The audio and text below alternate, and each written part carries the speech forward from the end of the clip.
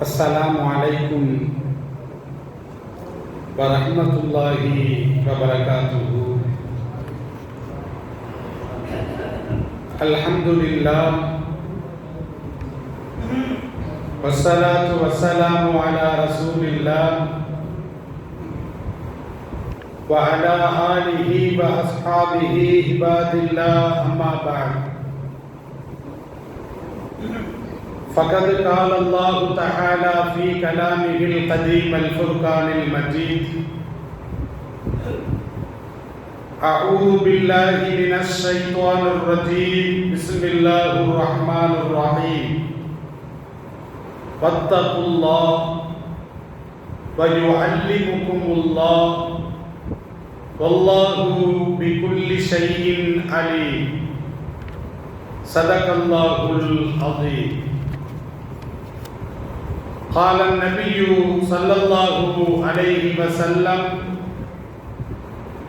إذا مات الإنسان انقطع عنه عمله إلا من ثلاثة: إلا من صدقة جارية أو علم ينتفع به أو ولد صالح يدعو له أو كما قال عليه الصلاة والسلام.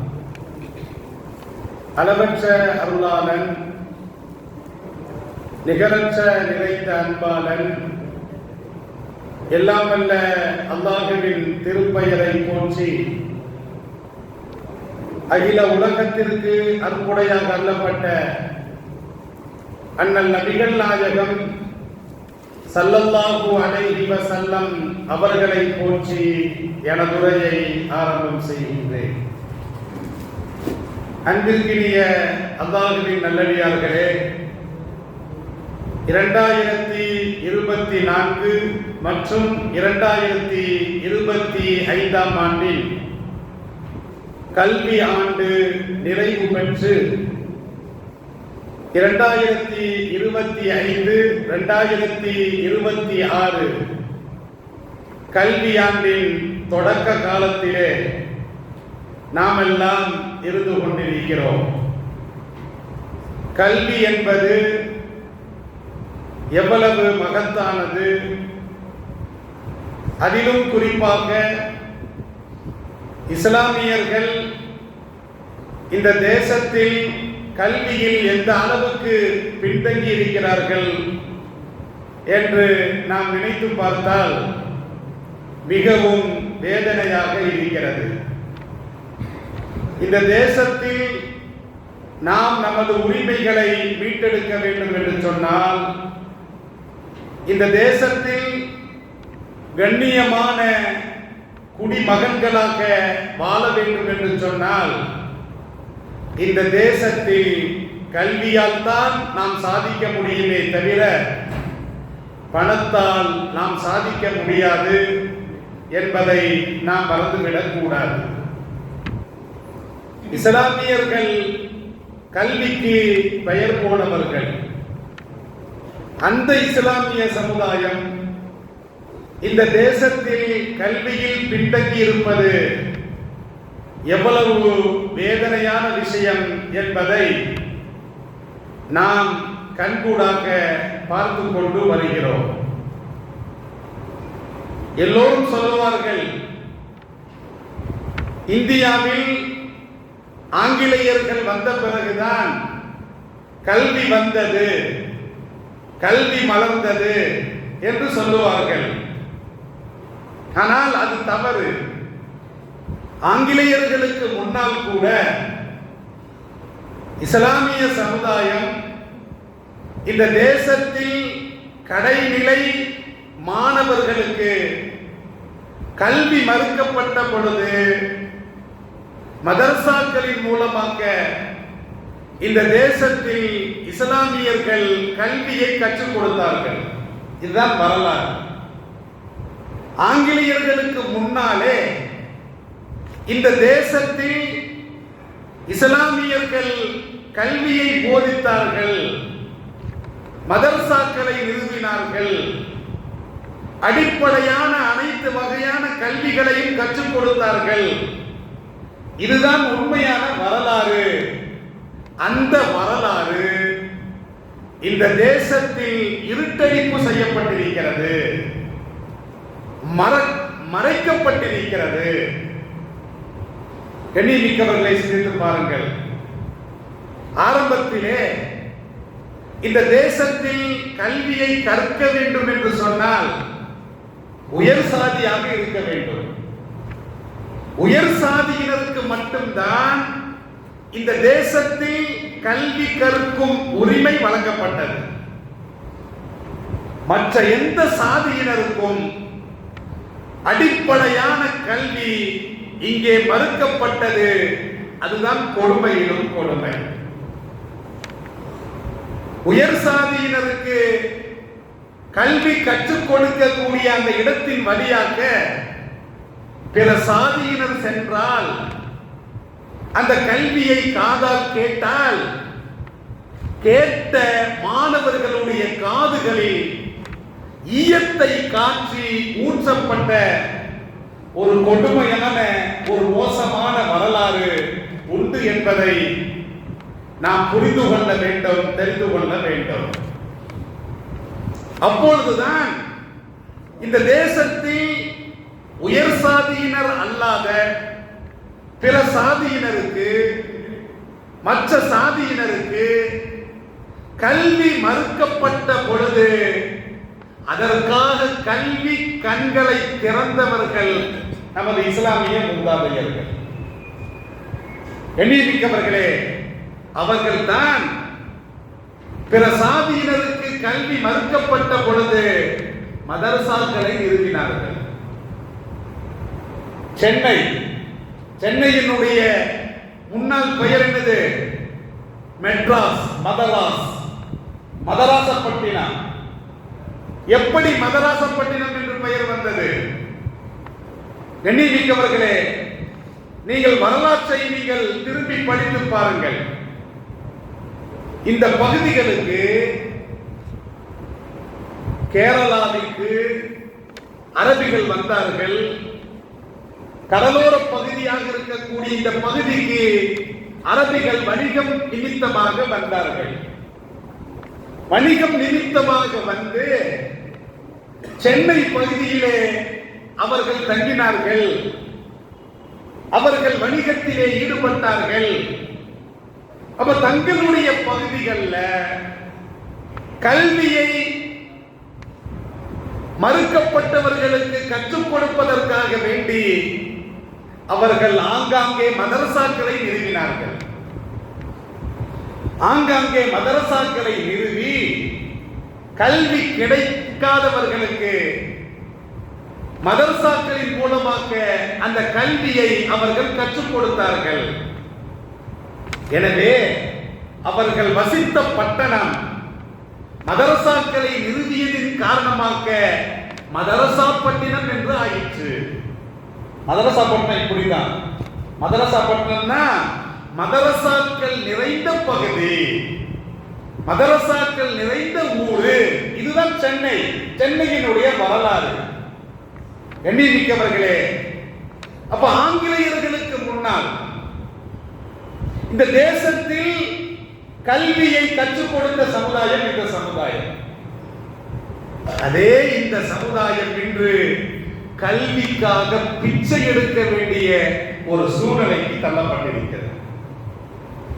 கண்ணியமிக்கவர்களே, அப்ப மதரசாக்களை நிறுவி அடிப்படையான அனைத்து வகையான இஸ்லாம் சார்ந்து அல்லது வணிகம் சார்ந்து, உலகம் சார்ந்து, இப்படி அனைத்து வகையான கல்விகளை கற்றுக் கொடுத்த இந்த சமுதாயம், இஸ்லாமிய சமுதாயம், ஒரு காலத்திலே கல்வியையும் துறந்தது. அதுதான் தியாக வரலாறு. இந்தியாவினுடைய சுதந்திரத்திற்காக வேண்டி எல்லோரும் போராடினார்கள். இஸ்லாமியர்களுடைய போராட்டம் என்பது அபரிதமானது, கற்பனையில் கூட செய்ய முடியாது. வரலாற்று ஆய்வாளர்கள் எழுதுகிறார்கள், தங்களுடைய சதவீதத்தையும் தாண்டி அதிகமான பங்களிப்பை இந்த நாடு சுதந்திரம் அடைவதற்காக வேண்டி உடலால் தியாகம் செய்தார்கள், பொருளால் தியாகம் செய்தார்கள், உழைப்பால் தியாகம் செய்தார்கள், உயிர்களால் தியாகம் செய்தார்கள். இதுல ஒரு கொடுமை, என்ன கொடுமை தெரியுமா? சுதந்திரத்திற்காக வேண்டி நாம் உயிர்களை துறந்தோம், அது தியாகம். நாம் எல்லாம் ஷஹீத். நமது மூதாதையர்கள் ஷஹீத் என்ற அந்த அந்தஸ்தை பெற்றார்கள். ஏராளமான சொத்துக்களை கொடுத்தார்கள் போராட்டத்திற்காக வேண்டி. தமது சொத்துக்களை இழந்தார்கள், அதுவும் கூட ஒரு தியாகம். ஆனால் நாம் இழந்ததில் மிகப்பெரிய பாதிப்பை இந்த நேரத்தில் ஏற்படுத்தியது கல்வியை இழந்தோம். காலங்கள் மாறின. ஆங்கிலேயர்களுக்கு எதிராக நாம் வீரியமான போராட்டத்தை நடத்துகின்ற பொழுது உலமா பெருமக்கள் பத்துவா கொடுத்தார். ஆங்கிலேயர்களை எதிர்க்கிறோம், அவர்களை விரட்டி அடிக்க வேண்டாம், அவர்களிடமிருந்து அடிமைப்பட்டு கிடந்த இந்த தேசத்தை மீட்க வேண்டாம். அதற்கு என்ன வழி அப்படின்னா, அவர்கள் கற்றுக் கொடுக்கக்கூடிய கல்வியை கற்கக்கூடாது. அந்த நேரத்தில் உலமாக்கள் எடுத்த அந்த முடிவு என்பது அது இன்று பாதிப்பை ஏற்படுத்தியிருக்கிறது. அந்த முடிவு சரியில்லை. எண்ணிமிக்கவர்களே, நீ கற்றுக் கொடுக்கக்கூடிய கல்வி, நாம் தான் கற்றுக் கொடுத்தோம், காலங்கள் மாறின. எண்ணிமிக்கவர்களே, ஆங்கிலேயர்களுடைய அதிகாரத்தின் கீழ் இந்த தேசம் வந்தது. எந்த அளவுக்கு அவனுக்கு ஈடு கொடுக்க முடியுமோ, ஆங்கிலேயர்களை விரட்டி அடிக்க முடியுமோ, அந்த அளவுக்கு போராடினோம், சொத்துக்களை துறந்தோம், உயிர்களை இழந்தோம், எல்லாவற்றையும் இழந்தோம். கடைசியில அவனுடைய பாடசாலையில் நாம் கல்வி கற்பதா, கல்வியை நாம் கற்கக்கூடாது என்ற தவறான முடிவுக்கு வந்தது. 50 வருஷம் இஸ்லாமியர்கள் பின்தங்கி போயிட்டாங்க. எத்தனை வருஷம்? 50 வருஷம். இன்னைக்கு இஸ்லாமியர்கள் நிலைமையை பாரு. ரோட்ல ரிக்ஷா இழுக்கும் தொழிலாளிகளாக, அவர்களை நான் குறை சொல்லவில்லை, அவர்களுடைய வாழ்க்கை இன்னும் மேம்பட்டிருக்க வேண்டும். எந்த தொழிலும் குறைவானது அல்ல. ஆனால் நாம் உயர்வை நோக்கி செல்ல வேண்டும். சுமை தூக்கும் தொழிலாளிகள் இஸ்லாமியர்கள் அதிகமாக இருக்கிறார். ஹோட்டல்ல போனா எச்சி இலையை பறக்கக்கூடியவர்கள், தேவையை தொடங்கக்கூடியவர்கள், எந்த அளவுக்கு அந்த கல்வியை மறுத்ததின் மூலமாக எந்த அளவுக்கு பின்தங்கிவிட்டோ, எச்சில் இலைகளை பொறுக்கக்கூடியவர்களாக, குப்பைகளை அள்ளக்கூடியவர்களாக, காணி பாட்டல்களை சேகரிக்கக்கூடியவர்களாக, ரிக்ஷா தொழிலாளிகளாக, சுமை தூக்கும் தொழிலாளிகளாக, ஆக மொத்தம் பிற்படுத்தப்பட்ட மக்களை விட, பழங்குடியின மக்களை விட இந்த சமுதாயம் எல்லா விதத்திலும் பின்தங்கியிருக்கிறது. எண்ணிமிக்கவர்களே, கல்வியை மறுக்கக்கூட, மறுத்தது தப்பு. அதுவும் இந்த நாட்டின் சுதந்திரத்திற்காக மறுத்தோம், நாம் வேண்டும் என்று மறுத்தோம். அதனுடைய பயனை நாம் இன்று அனுபவிக்கிறோம். எண்ணிமிக்கவர்களே, இப்படி வரலாறு சென்று கொண்டே இருக்கிறது. 2006ஆம் ஆண்டு சச்சார் கமிட்டி ஒரு அறிக்கையை வெளியிட்டது.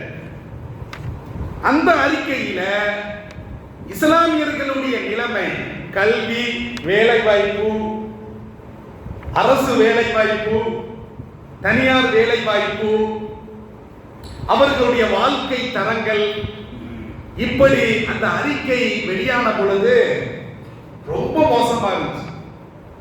எந்த அளவுக்கு மோசமாக இருந்ததுன்னா, கல்வி கற்றுக் கொடுத்த அந்த சமுதாயம் கல்வியிலே கடைநிலைக்கு வந்துவிட்டது. பழங்குடியின மக்களை விட, தாழ்த்தப்பட்ட மக்களை விட, பிற்படுத்தப்பட்ட மக்களை விட இவர்களுடைய கல்வி, சமூக பொருளாதாரம், இவர்களுடைய வேலை வாய்ப்பு எல்லாவற்றிலும் இவர்கள் மிகவும் மோசமான நிலையில இருக்கிறாங்க. இந்த தேசத்தில் கூலி தொழிலாளிகளாக இருக்கிறார்கள். இதற்காக வேண்டி சச்சார் கமிட்டி அமைக்கப்பட்டு அதனுடைய சில பரிந்துரைகள் அரசாங்கம் எடுத்துக்கொண்டது. ஏராளமான பரிந்துரைகளை அரசாங்கம், எந்த அரசாங்கமோ, இப்போது மத்தியில் ஆளக்கூடிய அரசாங்கமாக இருக்கட்டும், இதற்கு முன்னால் ஆழ்ந்த அரசாங்கமாக இருக்கட்டும், எந்த அரசாங்கமும் இந்த சமுதாயத்தின் மீது கருணை காட்டவில்லை என்பதுதான் வரலாறு. கடைசியில 2006ஆம் ஆண்டு சச்சார் கமிட்டி அறிக்கை வந்தது.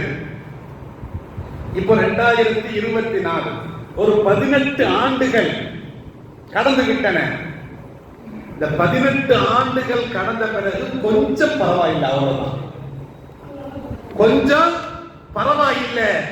ஆனால் இந்த சமுதாயம் தமது இலக்கை இன்னும் அடையவில்லை. ஏனென்று சொன்னால், உயர்கல்வியில இஸ்லாமிய மாணவர்களுடைய நிலைமை என்ன?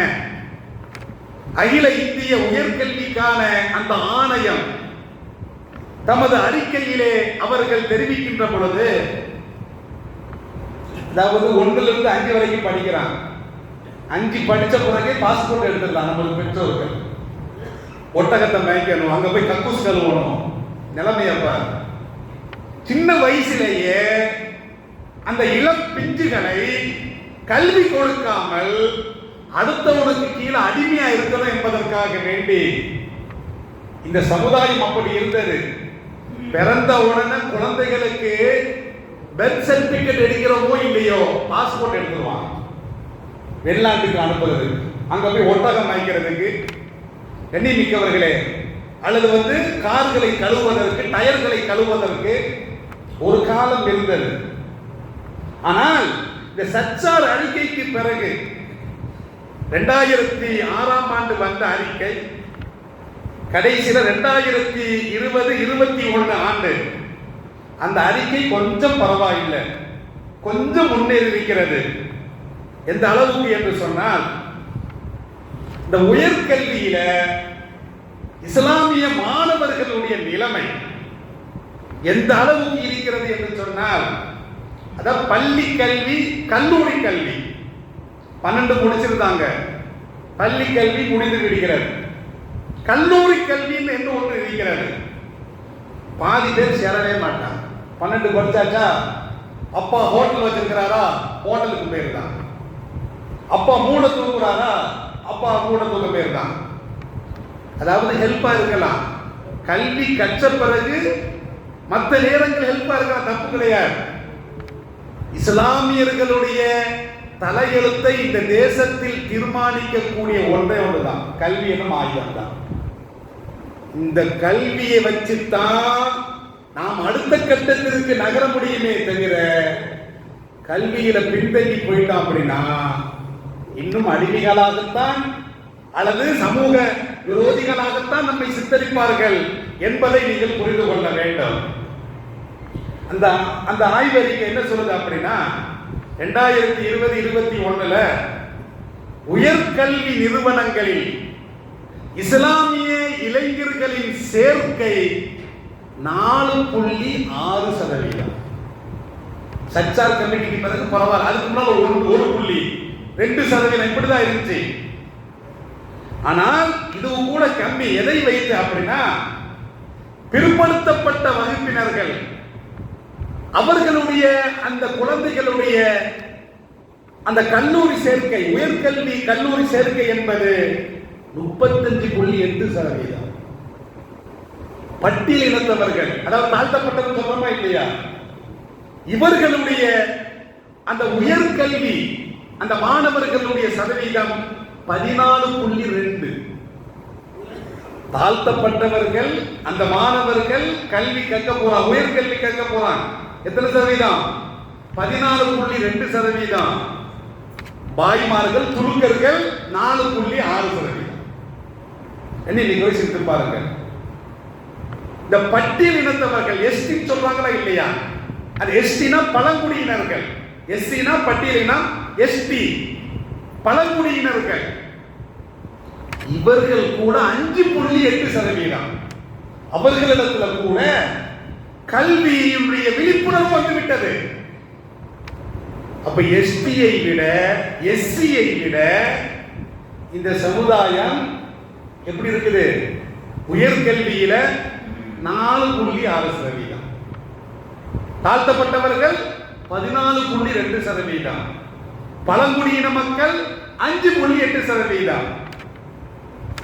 கண்ணியமிக்கவர்களே, இந்த நிலைமை இன்னும் மாற வேண்டும். என்ன செய்யணும்? இந்த நிலைமை இன்னும் மாற வேண்டும். கல்விய இஸ்லாம் உலக கல்வி மார்க்க கல்வி எல்லாம் பிரிக்கவே இல்லை, நம்ம தான் பிரிச்சுக்கிட்டோம். கல்விய உலக கல்வி மார்க்க கல்வி அது கிடையவே கிடையாது. இஸ்லாம் கல்வி எப்படி பிரிக்கிறது தெரியுமா? பயனுள்ள கல்வி, பயனற்ற கல்வி, அப்படிதான் இஸ்லாம் பிரிக்கிறது. நீங்க உலக கல்வி கற்கிறீங்க, அதன் மூலமாக இந்த சமுதாயத்திற்கு பயனளித்தால் பயனுள்ள கல்வியாக மாறிவிடுகிறது. அப்ப என்ன செய்யணும் அப்படின்னா, இந்த சமுதாயம் கல்வியை பிரிக்கவே கூடாது. பாரம்பரிய கல்வி, நமது மதம் சார்ந்த மார்க்கம் சார்ந்த என்பது பாரம்பரியம் மிக்க கல்வி. நாம் இஸ்லாமியனாக இந்த உலகத்தில் வாழ்வதற்கு, உண்மையான முஸ்லிமாக இந்த உலகத்தில் வாழ்வதற்கு எந்த கல்வி தேவை? பாரம்பரியம் மிக்க மார்க்க கல்வி தேவை. நவீன காலத்துல இந்த கல்வி மட்டும் போதும் அப்படின்னு நினைச்சீங்கன்னா, நவீன காலம் டெவலப் ஆயிட்டே இருக்குது, அப்டேட் ஆயிட்டே இருக்குது. மிக்கவர்களே, இந்த நவீன காலத்தில் இந்த சமுதாயம் ஏராளமான பிரச்சனைகளை எதிர்கொள்ள வேண்டியிருக்கிறது. நீங்கள் சமாளிக்க வேண்டும் என்று சொன்னால் கல்வியில் நீங்கள் நல்ல நிலைக்கு வர வேண்டும். நமது குழந்தைகளை, பெண் குழந்தைகளை, ஆண் குழந்தைகளை பள்ளி கல்லூரி முடித்த பிறகு பணம் இல்லைன்னு சில பேர் இருக்காங்க. இந்த சமுதாயம் அதற்காக என்ன செய்யணும்? இந்த சமுதாயம் அதற்காக முன்னால வரணும். சில பேர் என்ன செய்யறாங்க? கல்லூரிக்கு போறாங்க, 10,000 ரூபாய் கட்ட முடியல, டீ கடையில போய் கிளாஸ் கலவுறான், பிரியாணி கடையில போய் எச்சி ஆளுறான். அப்ப இவர்களுடைய வாழ்க்கை எப்படி மேம்படும்? கண்ணியமிக்கவர்களே, இந்த சமுதாயம் பொறுப்பேற்க வேண்டும், உதவி செய்யணும். பைத்துல் மால் இருக்குது, கல்விக்காக வேண்டி உதவி செய்ய வேண்டும். கல்விக்காக நாம் ஒரு பைத்துல் மாலை ஏற்படுத்த வேண்டும். இஸ்லாம் கல்விக்கு அந்த அளவுக்கு அதிகமான முக்கியத்துவத்தை கொடுத்திருக்கிறது. பெண் பிள்ளைகள்லாம் 10 நிப்பாட்டுதான். பெண் பிள்ளைங்க நினைச்சாங்க 10 நிப்பாட்டுதான். இஞ்சி போனா 12ஆம் வகுப்பு அப்படிலாம் செய்யவே கூடாது. அதாவது நமது பெண் பிள்ளைகளுக்கு பாதுகாப்பு இருந்தால், எவ்வளவு படிப்பு இருக்கு? மருத்துவ படிப்பு, மருத்துவ படிப்பு இஸ்லாமிய பெண்களுக்கு தேவை. இஸ்லாமிய பெண்கள் மருத்துவம் படிக்கணும். ஒரு சக இஸ்லாமிய பெண்ணுக்கு பிரசவம் பார்ப்பதாக இருந்தால் ஆண் மருத்துவத்தை காட்ட முடியுமா? வைத்த கொண்டு காட்ட முடியுமா? கண்ணியமிக்கவர்களே, செவிலியர் படிப்பு, ஆசிரியர் படிப்பு, பெண் பிள்ளைகளை உயர்ந்த படிப்பு எம்பிபிஎஸ் படிக்க வைங்க. அப்போ பெண்கள் சம்பந்தமான மருத்துவத்தில் எவ்வளவு துறைகள் இருக்கிறது. அப்போ பெண்களை படிக்க வேண்டும். ஏனென்று சொன்னால், அன்னை ஆயிஷா சித்திகா ரலியல்லாஹு தஆலா அன்ஹா அவர்கள் சாதாரணமானவர்கள் என்று நீங்கள் நினைத்து விட வேண்டாம். கிட்டத்தட்ட அன்னை ஆயிஷா சித்திகா ரலியல்லாஹு தஆலா அன்ஹா அவர்கள் எத்தனை இதுல தேர்ச்சி பெற்றிருக்காங்க தெரியுமா? நாம வரலாற்றுல பார்க்கிறோம். அன்னை ஆயிஷா சித்திகா ரலியல்லாஹு தஆலா அன்ஹா அவர்கள் குர்ஆன் முழுவதையும் மனனம் செய்த ஒரு ஹாஃபிஸ். அன்னை ஆயிஷா யாரு? குர்ஆன் வழி கல்வியை கற்றவர்கள், ஹதீஸ் வழி கல்வியை கற்றவர்கள், 2210 ஹதீஸ்களை மனப்பாடம் செஞ்சிருக்கிறார். அன்னை ஆயிஷா சித்திகா அவர்கள் குர்ஆனையும் மனப்பாடம் செஞ்சிருக்கிறார். குர்ஆன் வழி கல்வியை கற்றுக் கொண்டிருக்கிறார்கள். ஹதீஸ் வழி கல்வி எத்தனை ஹதீஸ்? 2210. அபூ ஹுரைரா ரலியல்லாஹு அன்ஹு அவர்கள் 5374 ஹதீஸ்களை அபூ ஹுரைரா ரலியல்லாஹு அன்ஹு அவர்கள் அறிவிச்சிருக்கிறாங்க. அதற்கு அடுத்தபடியாக அன்னை ஆயிஷா சித்திகா அவர்கள் 2210 ஹதீஸ் அறிவிச்சிருக்கிறாங்க. ஃபிக்ஹ் மார்க்க சட்டம், மார்க்க சட்ட ஞானம், பெரும் சஹாபாக்கள் எல்லாம் ஏதாவது சந்தேகம் வந்தா யார்கிட்ட போய் கேட்பாங்க? ஸல்லல்லாஹு அலைஹி வஸல்லமுடைய காலத்திற்கு பிறகு அன்னை ஆயிஷா சித்திகா அவர்களிடத்துல போய் கேட்பாங்க. வாரிசுரிமை கல்வி யார் யாருக்கு ஒரு வீட்டுல தகப்பன் வஃபாத் ஆயிட்டான், எத்தனை குழந்தை, இந்த குழந்தைக்கு என்ன வராசத் கிடைக்கும், அந்த வாரிசுரிமை கல்வி அதிலே அவர்கள் தேர்ச்சி பெற்றார்கள். கவிதை ஞானம், பெரிய கவிஞர் அன்னை ஆயிஷா சித்திகா அவர்கள். வரலாற்றில் நிபுணத்துவம் பெற்றவர்கள். அன்சார் குடும்பத்தினுடைய பாரம்பரியம், இவர் எந்த வம்சத்தில் உள்ளவர், இவருடைய தகப்பன் யார், இவருடைய குழந்தை யார், அன்சார். இதான் அந்த மரபு வழி கல்வி. கடைசியில மருத்துவம், 8வது கல்வி, மருத்துவத்தில் தேர்ச்சி பெற்றார்கள். அவர்கள் மருத்துவத்தில் தேர்ச்சி பெற்றதன் மூலமாகத்தான் ஸல்லல்லாஹு அலைஹி வஸல்லம் அவர்கள் கடைசி காலகட்டத்தில் நோய்வாய்ப்பட்ட பொழுது மருத்துவம் பார்த்தார்கள். இப்படி அன்னை ஆயிஷா சித்திகா அவர்கள் இப்படி தேர்ச்சி பெற்றார்கள். அந்த பாரம்பரியத்தில் இருந்து வந்திருக்கக்கூடிய நாம் நமது பெண் மக்களை உயர்கல்வியில், நல்ல கல்வியில் நாம படிக்க வைக்கணும். நமது குழந்தைகளையும், ஆண் குழந்தைகளையும் அப்பம் பார்க்கிற வேலையை பிள்ளை பார்க்க கூடாது. அவனுக்கு படிப்பின் மீது கவனம் இருந்து சொன்னால் எந்த அளவுக்கு படிக்க வைக்க முடியுமோ அந்த அளவுக்கு படிச்சு நாளைய தேசத்தை ஆளுகின்ற நிலைமைக்கு நாம் வர வேண்டும். குடிமை பணிகள் இருக்குது, ஐஏஎஸ், ஐபிஎஸ், ஐஎஃப்எஸ். அந்த பணிகள் இஸ்லாமியர்கள் கிடையவே கிடையாது. அவன் போய் இருக்கிறான், உயர் சாதி இருக்கிறான், நமக்கு எதிரான திட்டங்களை தீர்க்கிறான்.